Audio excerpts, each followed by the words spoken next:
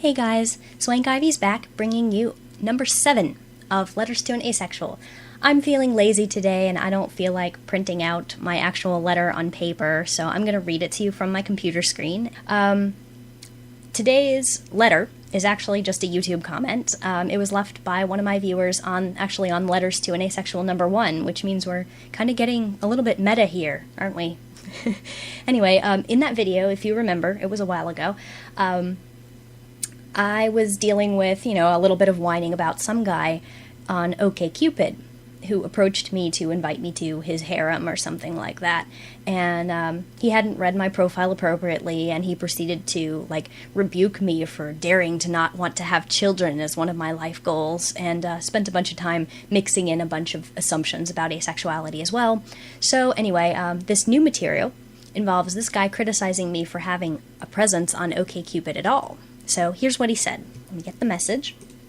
Okay, he says, "Thus another reason why I don't go to OKCupid seems to attract all the neurotics. Sounds like you purposely go to dating sites intended for dating purposes to support your persecution complex."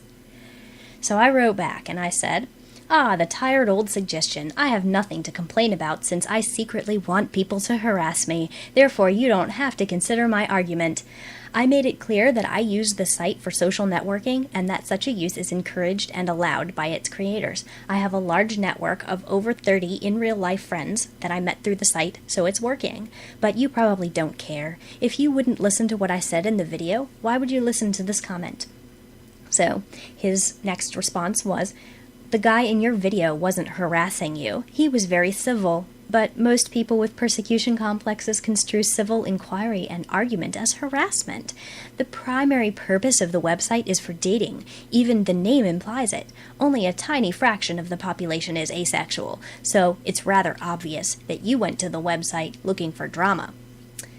And my last response was, I only shared the relevant part of the conversation, but no, he wasn't harassing me. He was, however, being ignorant, and I used his letter to highlight misconceptions other people might have. Or would you say propositioning a person with "I'm not interested in a relationship or sex" in their profile is a perfectly innocuous thing to do?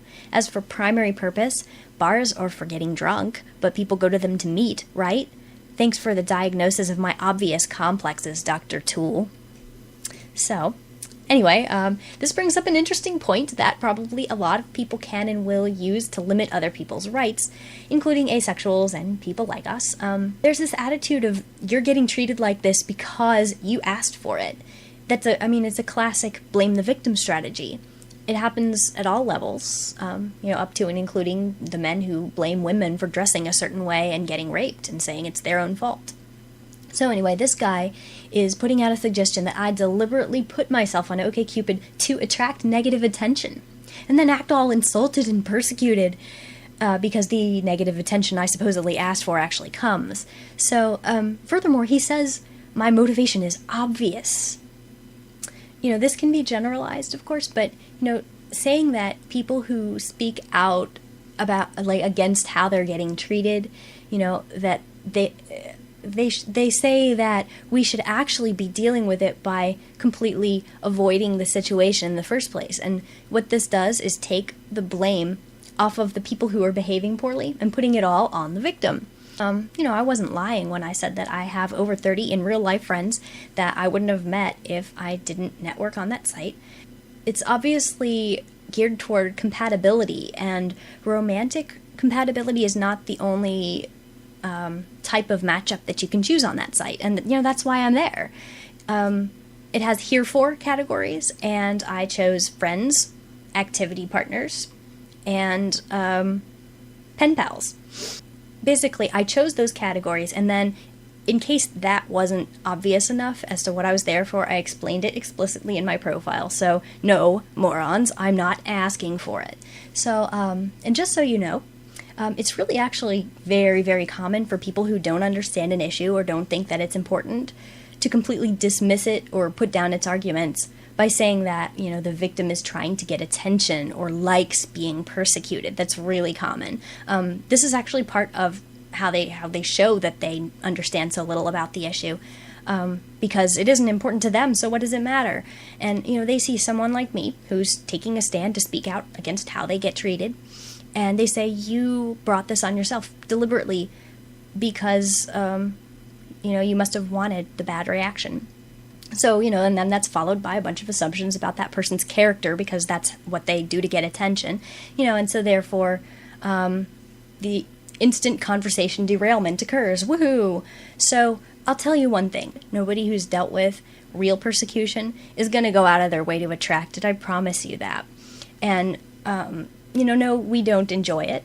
And probably part of the reason that you see so few people braving the moron herds at OKCupid if they're asexual is that they know they could be misunderstood or mistreated or harassed. So, even if they want to join for non-sexual dating or just plain networking reasons like me, a lot of them won't, because guys like this guy think that any backlash that they experience is entirely their own fault.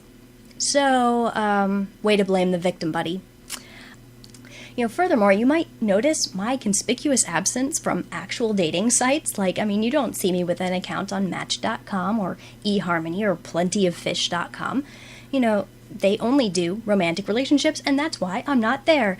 Despite having my share of jerk experiences at OKCupid, I've been there since 2005, and there's a good reason I'm still there. It works. The matching algorithm is really quite ingenious, and it actually does lead me to people who are similar to me and have similar interests and people I have a lot in common with. So, it's absurd and borderline hilarious, really, to sit there and diagnose me with a persecution complex because I get sprayed with a little mud every once in a while because I dared to walk down the street. I guess that mud must really be the real motivation behind me taking that walk down the street, huh? So you get hit on by morons no matter where you are. That's just the way things are. I understand this. And, it's exactly this entitlement complex that allows them to act that way. This perception that they deserve to assume I'm on the market and that I should get the hell off the site if I'm not.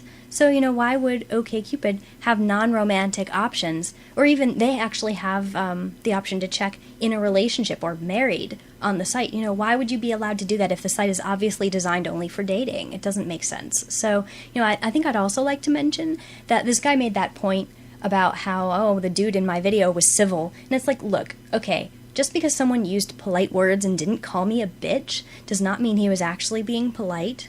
There are a lot more ways to be very, very impolite without insulting someone directly. And, I like to think that it was only out of ignorance that he made some of the most offensive and disturbing and dismissing statements that I've ever heard. And, the important thing is that I responded civilly and kind.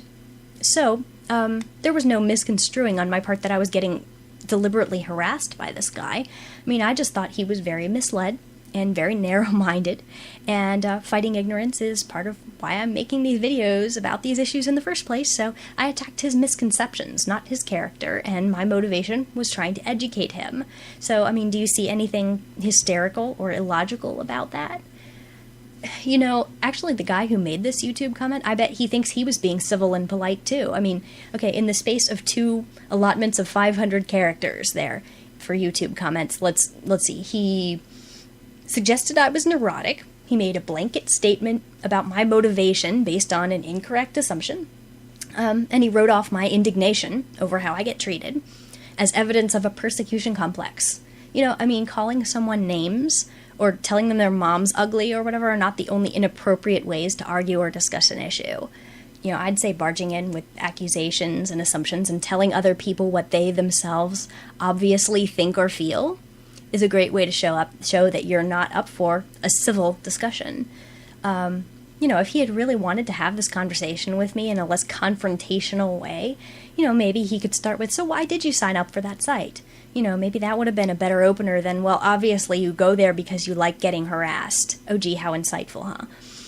I'd like to close by saying that when someone does seem like they're a troll or that they're legitimately harassing me, I don't enjoy it one bit, which is why when they are not up for a balanced discussion, and they prove that in the course of our conversation, I do things like block them from writing to me, which is what I did with this YouTube commenter's ability to comment on my videos. So I don't want to hear it. Not if they're not going to listen. So, thanks guys, that's it.